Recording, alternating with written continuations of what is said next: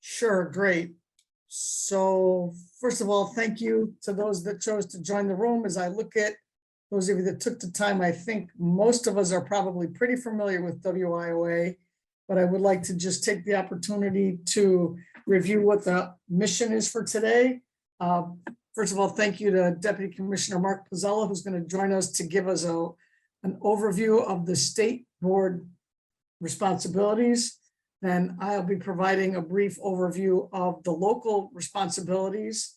And then lastly, I believe Representative Walker is going to talk a little bit about the interaction between WIOA and the adult ed. And then lastly, we'd like to take any questions and solicit any board members that have joined the presentation to consider being a member of the WIOA committee. So with that being said, I'd like to introduce Deputy Commissioner Mark Polzella, who has been a great partner to the workforce boards and someone that I truly enjoy working with. So Deputy Commissioner. Thank you so much, Cathy, and happy to be here. As Cathy said, it looks like there's quite a few of us who have been around the workforce development system for a while. And so I will go through and provide you some high-level overview of the state workforce board and its functions and responsibilities. Taylor, is there any slides? I sent a slide with the federal regulation, but if it's not available, that's okay. I do not have them, but I can send. Did you send them to Laura? I did, yeah. I will send her a message and see if she can send them. So then I'll just get started, and without the visualization, I'll ad lib where I needed to. So essentially, WIOA, which is the Workforce Innovation and Opportunity Act, it's the major federal legislation that provides the overall structure for our state's workforce development system. And the slide that I had intended to show you essentially shows the federal regulation that's been promulgated through that legislation. And it outlines in very specific detail the state board responsibilities, and it's in very legalese. So there's several sections in there. I had no intentions of going through every single solitary section, but wanted to point out some of the major responsibilities and functions, and also try to provide you with some practical and plain language explanations for really what that looks like in practice, especially here in Connecticut. One of the parts of the regulation actually refers to the very first section in WIOA, which is section 101. And that section is very significant and contains two very key components that are relative to the state workforce board. Firstly, it directs the governor to establish and/or designate a state workforce board for WIOA purposes specifically. And in Connecticut, Governor Lamont has established and designated the Governor's Workforce Council as that state board. Secondly, that same section also defines the required membership of the state board. And you'll recall at the beginning of our meeting, Mark introduced some new members, talked about the terms of those members, and all that is contained within that section in WIOA. Now, I bring this up because the significance of that and being in compliance with that is important to the state, because the funding that is associated with all of the titles under WIOA legislation could be jeopardized if you do not have the proper governance structure in place. So it all begins with that section. It's very important, because if you don't have that, you could be risking bringing in millions of dollars into the state for workforce development, employment and training activities. Within WIOA, there are 5 titles. I'm not going to outline each one of them for you, because that's really getting into the weeds. But it's also important to note that the governor also has responsibility through section 101 to designate certain state agencies to be responsible for the administration of those titles and the programming contained within those titles. So in Connecticut, the 3 major agencies that represent the core programming under WIOA are the Connecticut Department of Labor, the State Department of Education, and the Department of Aging and Disability Services. So as we begin to talk about the functions of the state board, one of the very first functions and responsibilities listed for the state board is the development of the state's WIOA state plan.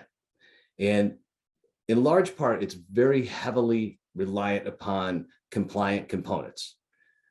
But truthfully, it's a real opportunity for a state to develop a blueprint for its workforce development system. And again, Mark talked about the Governor's Workforce Council strategic plan that has been put together, the amount of effort that was put in there, and a commitment to a really robust and aggressive workforce development system. So it's a key component to what the State Workforce Board does, because it drives everything related to the workforce development system. And just a little tidbit related to that. The state plan is required to be done as a 4-year plan, and it is required to be modified every 2 years. That's something that the state board takes lead on. And the importance of doing a modification and looking at it every 2 years is because things change, because part of what's contained in that state plan is the economic conditions of a state. The labor market information that's contained in there, it refers to industry sectors that may be growing or declining, occupations that may be growing and declining, and that changes as we've seen. And most recently, we've seen through the pandemic, which changed a whole lot of everything, including the way service delivery is done out in the workforce development system. So subsequent to the state plan being developed, one of the main functions and responsibilities that follow from that is that the State Workforce Development Board needs to provide guidance to the designated workforce development areas in Connecticut. And as we all know, there are 5. Now, the guidance doesn't direct the local boards to develop a plan that is the exact mirror image of the state plan. What it does is it provides guidance to ensure that the local boards base their plan on the specific economic conditions in the region, what industry sectors are prevalent in those regions, and the demographics of their job seekers and their employer needs. So it really is, it's guidance, but it's locally driven in terms of how those plans are put together. So that's one of the very high, what I would consider to be very critical functions of the state board, because that sets the tone for all the work you do in your workforce development system. A significant portion of the other functions are related to policy making, strategy development for establishing system partnership structure, what the service delivery may look like, performance outcomes of the programming, compliance with WIOA requirements, and information dissemination and continuous improvement of the system and the service delivery. Now, some of these policies need to be delivered from the state board level perspective, and some need to be from the designated state agency operating a specific program. The key intent of this responsibility in terms of these policies is that the State Workforce Board acts as the facilitator for ensuring that the policies and the strategies align with the WIOA state plan for a collaborative and comprehensive workforce system, so that we avoid duplication of services by clearly delineating the roles of the partners in the overall state system. And just to give you some examples of what those state level policies might include, some very important ones that probably everybody has heard of from time to time are the memorandum of understanding and cost sharing agreements that each of the local boards is required to create with all their required partners. And the state board establishes the flow, the timing of how those MOUs are developed and the cost sharing agreements. They are the facilitator of making sure that the partners come to the table, understanding that per WIOA legislation, that they are required to participate in these MOUs. They are required to participate in the cost sharing. That's a key role for the state board. And it's not so that they drive what is in those agreements, because again, that is based on what the local board's needs are. The state board is there to make sure the process happens, and make sure that everybody is participating as prescribed. Another one of the high-level state policies focuses on the certification of the American Job Centers, the actual physical location and the physical structure and setup and the accessibility of the American Job Center. The state board provides the guidance to the local boards in developing and determining whether or not the American Job Center can be certified. And being certified is important because if the facility is not certified as meeting WIOA criteria or state board developed criteria in conjunction with WIOA legislation, the funding and the use of funding to support that American Job Center could not happen. So it needs to be done and it needs to be formalized. And this is something that has to happen every time there's a new location that may come online and every 3 years after one has been certified. Skipping to one of the other major components of the state board's responsibilities is to do and ensure that one-stop system monitoring occurs at the local level. And again, this is the state board providing guidance to the local board to conduct comprehensive monitoring of the local one-stop system to make sure that it's compliant with WIOA and consistent with the state policies, and also ensuring that the one-stop operator, who is the facilitator on the ground for the local boards, is actually fulfilling their role in facilitating the one-stop programming in each region. And this is another thing that happens every 3 years. So there's a significant amount of responsibility and function for the state board in terms of ensuring that the system partnerships are there, and that there's alignment with service delivery and support of the local workforce development boards and making sure that they can get the programming in place that they need. So I would just finish by saying that the work and the policies and strategies of the state board is not done in a vacuum. As you heard Kelly talk about, being collaborative and bringing partnerships together is a key component of their function, because it helps, again, with the local boards being able to put their systems together and then having a comprehensive state system that works to the benefit for all that need the services for the workforce development system. Thanks, Cathy. Thank you, Mark. I'm going to do my best to try to share my screen now with a little bit of a quick presentation here that just kind of talks about the board's responsibility, the local board's responsibility. So bear with me while I figure this out, because there's usually someone behind the scenes and I just look like the Wizard of Oz. There we go.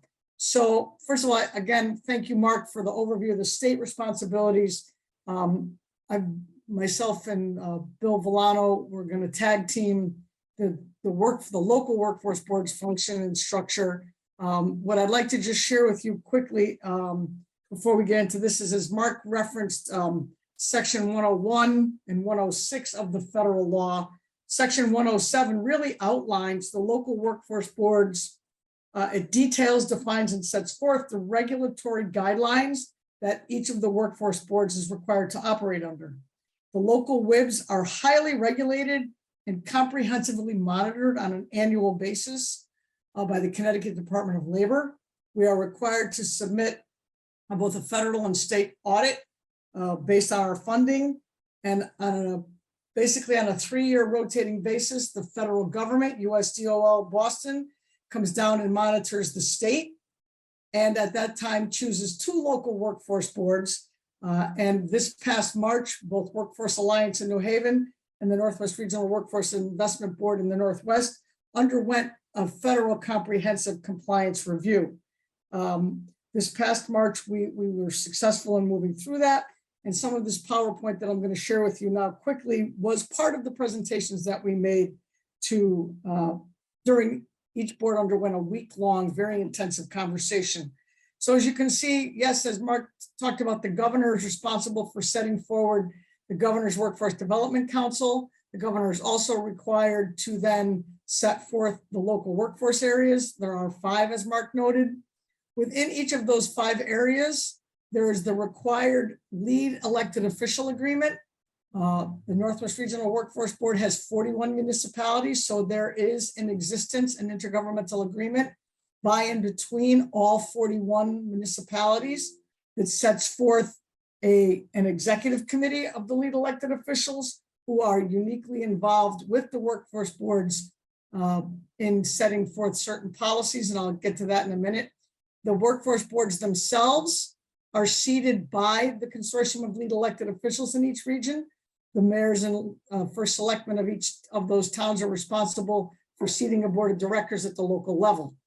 Within the board itself, we have, as any governance structure, a chair, a vice chair, a treasurer, and a secretary that oversee the board and are the direct report for the staff of the workforce board, in which case each of the 5 WIBs has a president and CEO, and then the supporting staff that's necessary to then administer the programs that we receive funding for. Another part of the legislation that I just wanted to provide for you quickly is within the legislation, there are 13 major required functions of the local boards. As you can see, they're outlined for you here. Within these 13, there are 5 that require the input and consent of the lead elected officials in the region. The local plan has to be approved by the local board and by the lead elected officials. The performance negotiations for performance measures by and between the state and the federal government. The selection of the operator and providers is governed by a very stringent procurement process overseen by the lead elected officials. And again, program oversight such as the youth programming and other delivery of services. And lastly, the budget and administration. So again, the workforce boards have multiple things that they're responsible for as far as the governance. And then there's the fun stuff we get to do, like develop career pathways and come up with assistive technologies to leverage, broker, and convene partnerships across the system to assure that we're being effective. So that's just a highlight there. The most important part of the system really is the partnership across the system with our required partners. And as you can see, there are numerous required partners. The Connecticut Department of Labor is probably our primary partner from the workforce boards, but the State Department of Education and the Adult and Disabled Services are probably the next 2 key ones. Other ones, as you can see listed here, are the older workers, which falls under ADS, Job Corps, which is a youth-focused program, the community college system, community service block grant programs. If a region has a youth build program, that's a required partner. Again, the governor, by his proclamation, TANF and the Jobs First Employment Services is also a required program. And then there's other ones that each board may have in their own region that would be a required partner. I just want to point out that amongst those required partners, as Mark pointed out, the development of memorandums of understandings along with the infrastructure funding agreements are required at the local level. Each board has to negotiate with all of those partners to develop an MOU that has to be updated every 3 years. And perhaps most importantly, the infrastructure funding agreement has to be negotiated on an annual basis. And there's timelines for that. And so it is truly important that the state workforce board help move those processes forward in a timely manner so that the local workforce boards can be in compliance. Another big important responsibility of the workforce boards is moving forward with the establishment of the required training vendors that are looking to establish skills training in each region. That creates the state's ETPL list. Again, a very important function so that we can have adequate training programs that our WIOA enrolled clients can participate in.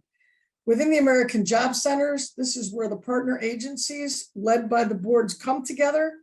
We deliver a seamless service to customers, be they job seekers or employers. I think that's the most important part, that this is, as you can see from this slide, The AJCs are really recognized as a valuable community resource. Core programming, as Mark pointed out, adult, dislocated worker, youth, Wagner-Pizer, ADS programs, these SDE programs, these are where we see seamless access to those programs happen in the one-stops. Each local region has a comprehensive center, and then based on that region's need, there may be additional affiliate or satellite American Job Centers. In the Northwest region, we have our comprehensive system in Waterbury, and we have an affiliate location in Danbury and one in Torrington serving the Northwest corner. So these are just a few of the programs and responsibilities that are conducted by the American Job Service, American Job Center. And again, I don't want to belabor the point, but at this point, I've been asked to now turn it over to Representative Walker, who would talk a little bit, shaking her head no, a little bit about the interaction between the adult ed parties, the adult ed, and here with each of the WIBs. I love how we learn about what our scope is when we get into the group, and they say, oh, you're going to talk about adult ed. Oh, am I? This was a last minute leadership role for me too, ma'am. Oh, okay. Well, I mean, I have not read all of the WIOA information, so I don't know. But the thing that's really, I mean, I will say this, the thing that really sort of the only new added part that I see is aging and disabilities. But a lot of the things that I saw that were listed up there were things that we already have been doing, I'm not in adult ed, but in our regional workforce boards and everything. So I guess it's rebranding in that regard. The only thing that I could say about adult eds that I think we all know is that they're a critical part of the development of each center, because if we don't address it, like I said, 12% of our population in Connecticut don't have a high school diploma. So how are they going to ever participate in certification or training programs without being able to address their academic needs in every way, shape, or fashion?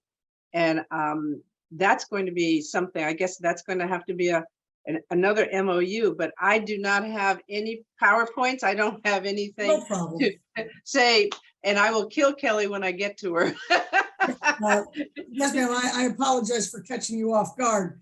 I would just say that, again, the relationship with the State Department of Education through adult ed is very important. I know that you do your work in New Haven. In the Northwest region, we have a great relationship with many of our adult ed providers. The Naugatuck adult ed, and I see Heather on here, provides an NEDP program right in the AJC in Waterbury. We have a great relationship with the Ed Advance up in the Northwest corner, providing services in the one-stop. And we work with Christy Martin in New Milford, as well as the Danbury We Race folks. So, you know, adult ed is primary. And just to circle back to your earlier comment about adult and disability services, the WIOA legislation prioritizes services to individuals with disabilities. And it is required that every local workforce board actually have a disability committee to work through and address the issues that face a disabled individual. The hardest part of that is getting someone to raise their hand and acknowledge that they have a disability, so that we can provide them the extra supports that they might need. So be it a physical disability, a mental health disability, those types of clients take additional services, which is why the support services role of the funding is so very important. So I did see Jill perk up. Jill, did you want to add to the conversation? I do. I think that what is important to note in terms of the adult education and the WIOA relationship is to understand that there's a variety of different ways that can be done around the state, and there's different examples. And so for us at the workforce boards, a lot of us, we will contract directly with adult eds to provide occupational skills training. So maybe you're looking at your PCT, your paraprofessionals, early childhood education types of things, as well as ESL and contextual learning. And one of the best models that there is it's called the IBEST model, where you're training people in an occupation alongside with the adult ed instructors part of immersed in that class, and they're teaching people how to do that skill while working on their basic skills in the vocabulary.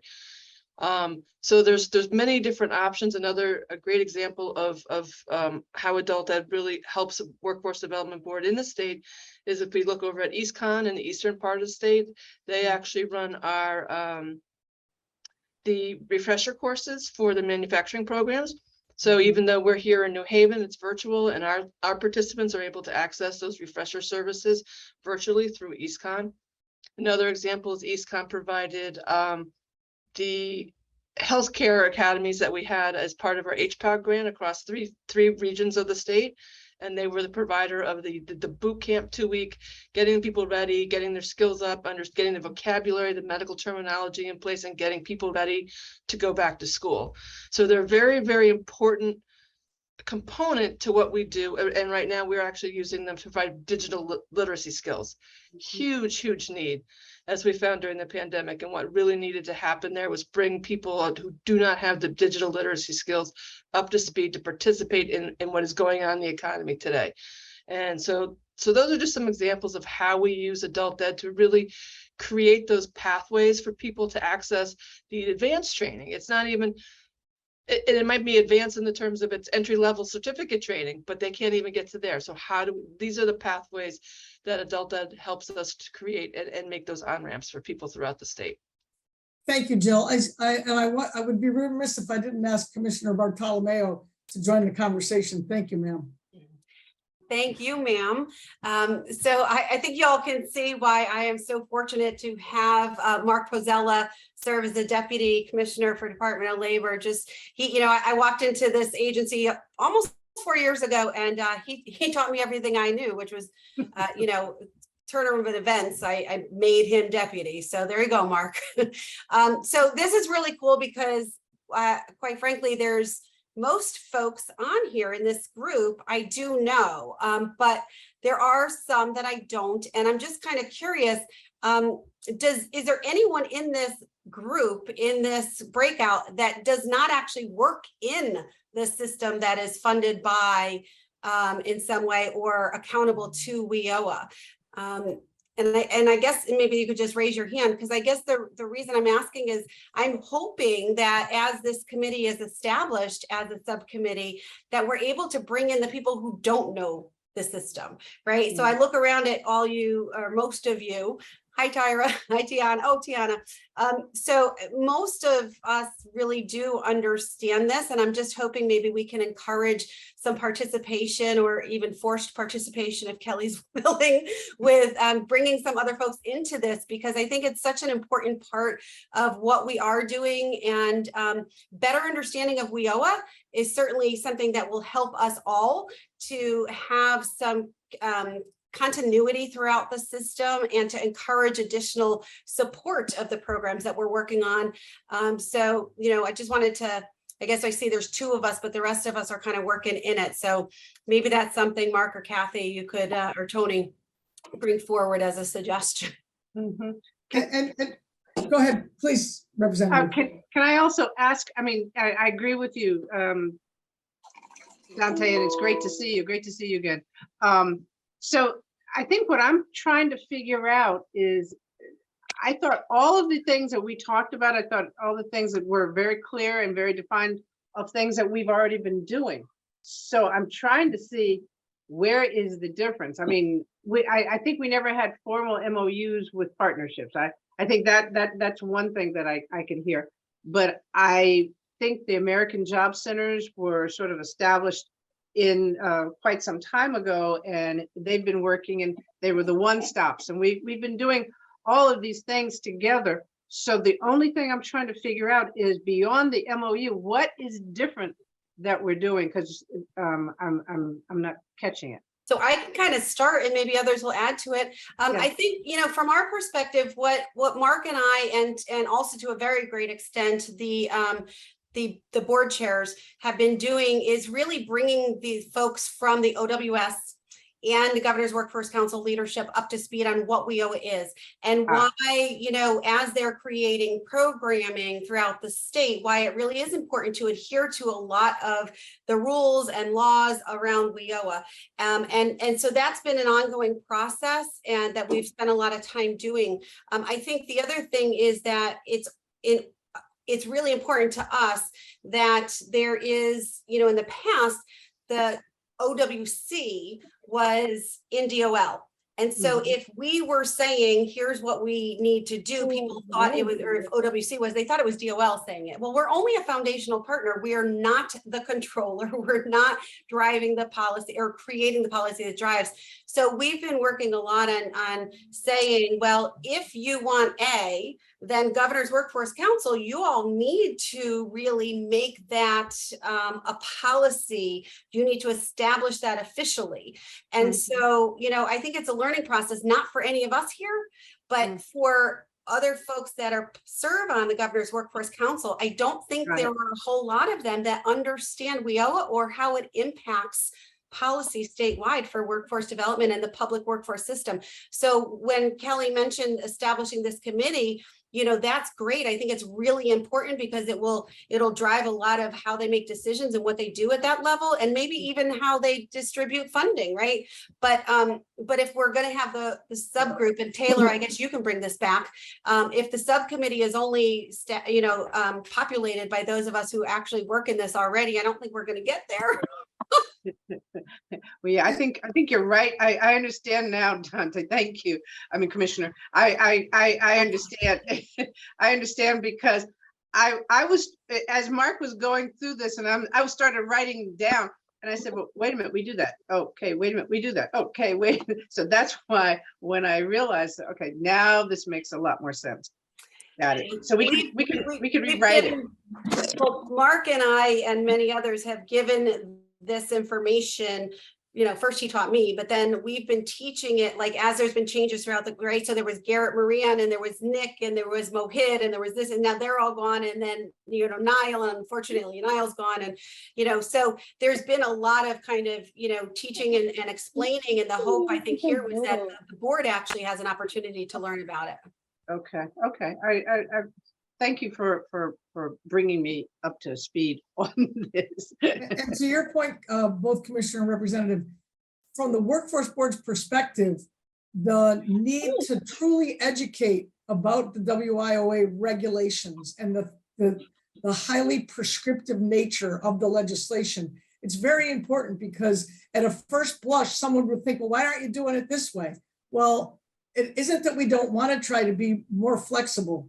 We are required to live within certain boundaries. And I think the more opportunity we have to educate everyone on the council as to what those rules and regulations are on an annual basis, multiple guidance letters are released from US DOL that both the state DOL looks through, that the workforce boards look through, that we have to comply with those regulations. So again, we can do great work, but we have to do it within the confines of the regulations that we live in, and the greater understanding that the boards, that the members can have of those regulations, I think the more understanding they would be of the work that we're trying to accomplish. Cathy and Commissioner, the only concern that I have is that the workforce boards have the ability to be creative and everything, and there are a lot of things in here that you have to comply with, which supersede what they've been doing in the past. So I am concerned about the layers of monitoring, and I mean, monitoring is good. We all should be monitoring, and we should be evaluating. Q&A is critical, but you're stifling the ingenuity and the ability to create and design things that may be unique in your region that you won't have enough time to really develop because you got to go through all these compliances. So I'm going to go and read that back over a little bit, but I just worry about and I don't mean this in a bad way, but the bureaucratic crap, and there's no opportunity for brain development or brainstorming or anything like that. But Toni, if I can say, so that's, I mean, Mark and I would be happy to sit down with you. I'm sure Cathy and others would. It doesn't have to. And that's why Okay. we're saying we need folks on this board to really genuinely understand what can and can't be done. So for instance, when Mark was saying before that the local plans do not have to be exactly mirroring the state plan, that's important. Now, if the policy drivers want it to, that's a whole different issue. And so knowing the actual laws under WIOA is very important. Knowing what has to be or not and what people just want to be, it's sometimes a very, very big difference. And also, for instance, there are certain things, and maybe Mark could speak to this more efficiently or effectively than I can, but there are things that, for instance, you know, we may be able to get a reprieve on from the feds if we have a good argument against it. And so some of the measures that we're held accountable to, we may be able to get waivers for if we know to ask for them, but we can't just disregard. And we have good arguments sometimes for making those. Yes. Okay. I just We're want about to to- give you all the 30-second heads up that you're going to end up back in the main room. Thanks. But thank you, everybody for Yeah. this opportunity to talk. We don't want cookie cutter. No, No. we don't. We definitely don't. We Some want everybody may. to thrive. Yeah, Some may, but we don't. yeah. We got to thrive, and you know, you can't. Everybody has a uniqueness, and let's celebrate it. Bye, guys. Thank you. Thank you Thanks, very much. Kathy. Thank you, Commissioner. Thank you, Kathy. Deputy Commissioner. Thank you, Commissioner. Representative. Thank you, Commissioner. Thank you, guys. Thank you all.